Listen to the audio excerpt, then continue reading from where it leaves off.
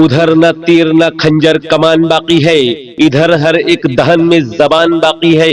عجیب جنگ ہے یہ جنگ کربلا، جس میں ہوا جو قتل وہی خاندان باقی ہے۔